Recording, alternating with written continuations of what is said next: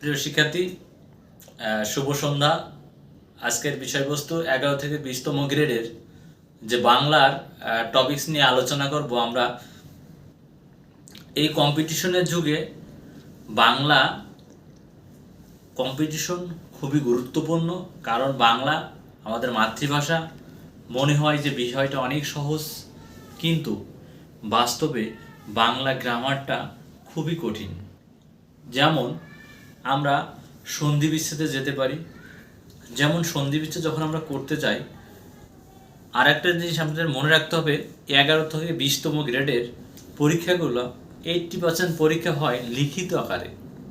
যেমন যেমন আমরা একটা যদি এমসিকিউ থাকে, তাহলে এমসিকিউগুলো আমরা 4টে অপশন থেকে দাগাইতে পারবো, কিন্তু আমাদের লিখিত পরীক্ষায় 5টা প্রশ্ন দেওয়া থাকবে। 5টা প্রশ্নকে বা 5টা সন্ধিকে সুন্দর করে সন্ধি বিচ্ছেদ করে সঠিক করে লেখা লাগবে।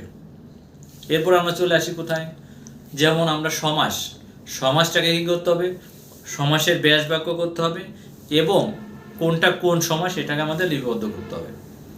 এরপর আমরা শেষ কোথায়,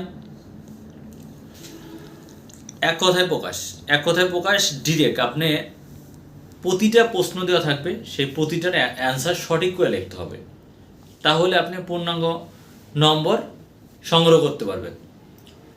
এর জন্যই আমাদের বাংলা ধারাবাহিকভাবে যে আরও আমাদের যে টপিকসগুলো আছে, যেমন আমরা আছে বাগধারা আছে, এরপরে যে আমাদের কি আছে, যে কারক আছে, শুদ্ধ বানান আছে।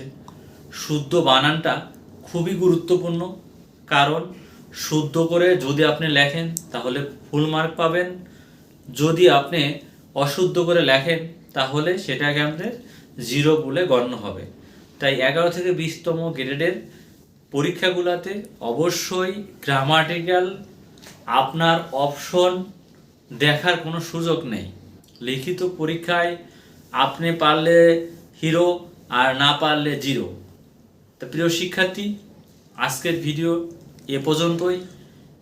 আমাদের সঙ্গেই থাকুন, পরবর্তীতে বাংলা নিয়ে আরও ভিডিওগুলো পাবেন। ধন্যবাদ সবাইকে।